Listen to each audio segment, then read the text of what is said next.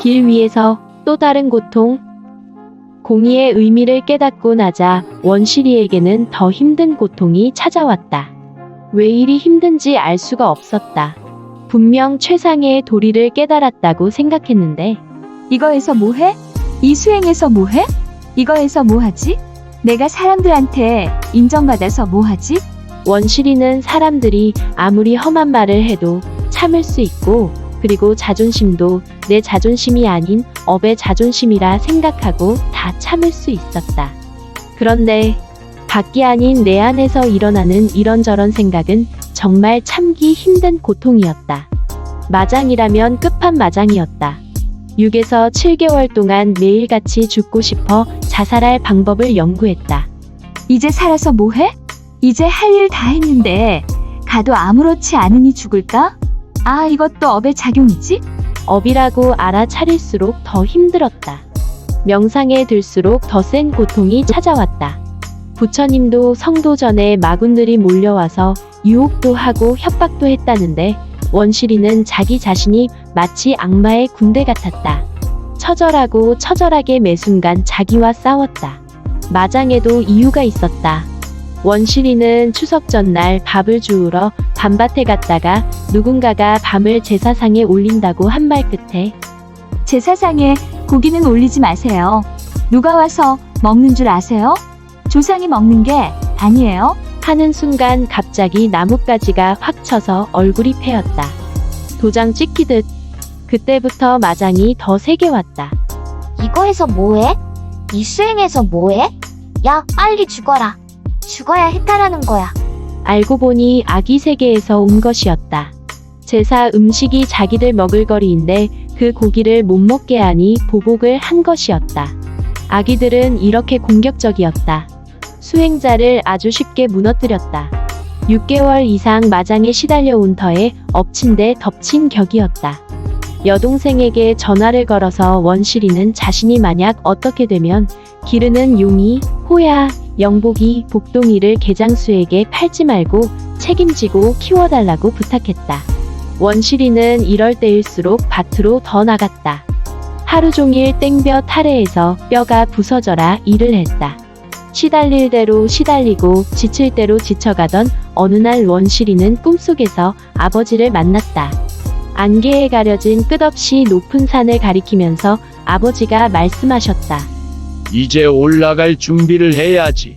그 다음날 원시리는 명상에 들었는데 젊은 남자의 목소리가 들렸다. 내 안의 주인공을 찾는 화두가 꿈이다. 주인공? 아무리 찾아도 내 안에 뭐가 없는데 뭐가 있기에 내 안에서 주인공을 찾으라는 거지. 아무도 없는데. 공부거리가 생기자 원시리는 그나마 조금 나아졌다. 거기에 집중할 수 있었기 때문이다. 그리고 열흘이 지났다. 갑자기 붉은 태양이 환하게 밝아지더니 빛이 반짝반짝 특이한 장면이 펼쳐졌다. 밝고 맑은 우주가 텅 비어 있었다. 그런데도 무언가 가득 찬 느낌이었다. 아무것도 보이지 않는데 모든 게 있는 것 같았다.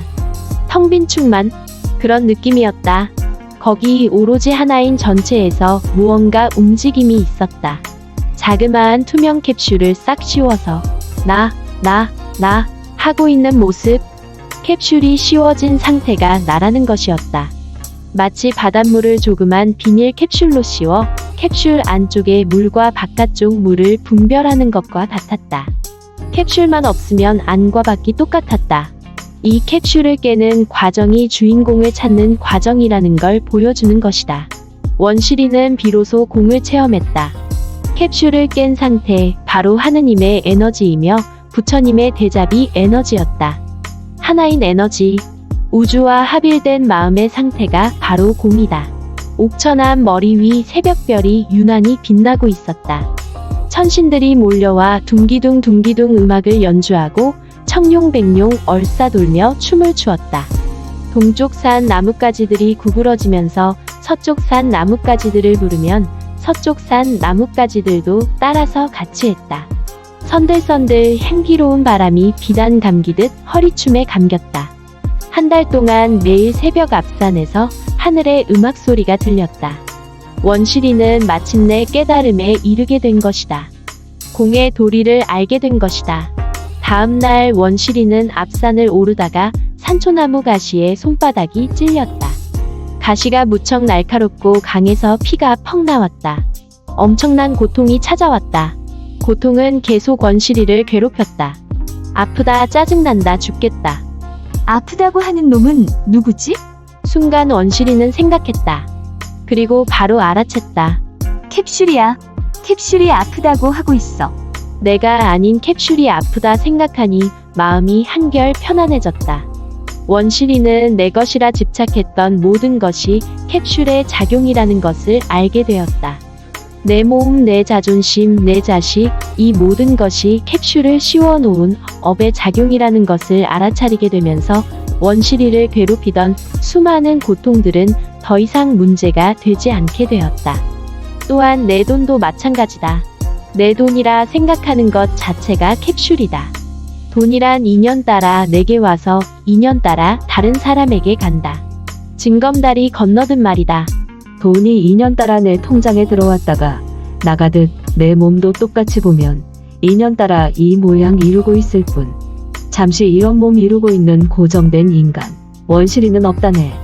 눈 깜짝할 사이에 바로 바뀔 몸 잠시 2년 따라 이루어진 흘러가는 이 내 몸 부모며 자식도 2년 따라 잠시 모이고 금세 흩어질 뿐 내 몸에 집착하면 고통이 있고 나를 버리면 고통은 사라지네. 이니스프리의 언덕으로 가는 길은 나를 비우고 사랑과 자비로 채우는 것. 부처님은 고통에서 벗어나는 방법 벌써 이야기하시지 않았나. 마음을 어떻게 쓰느냐에 따라 다르다고. 모든 상황을 보는 눈이 달라졌다. 원시리는 수행의 길로 들어서면서부터 차에 치역 일거리에 터져있는 고라니, 고양이, 독사를 치우면서 불쌍한 마음으로 염불해 주었는데 캡슐을 깨는 과정을 거치면서 짐승들의 입장이 되어서 생각하게 되었다. 불쌍하다는 연민의 마음에서 이들의 입장이면 어떨까라는 마음으로 바뀌게 되었다. 자비의 마음이 우주의 꽉찬 대자비의 마음으로 바뀌는 중이었다. 바로 일체법공의 마음. 서울지역 전화번호 02. 법화경에는 한 용왕의 8살 난 딸이 수많은 부처님의 제자들 앞에서 곧바로 무상정등정각에 오른 장면이 있다. 제자들은 말했다.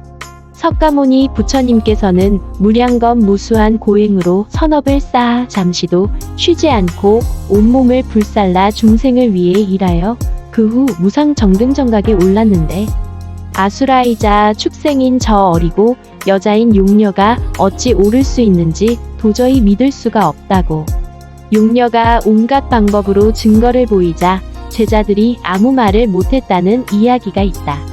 부처님의 제자들은 바로 남자는 여자하고 달라라는 이 생각 때문에 수백 생의 윤회를 통해서 이 아상을 깨뜨린 다음에야 이니스프리 언덕에 오를 수 있다는 가르침이다.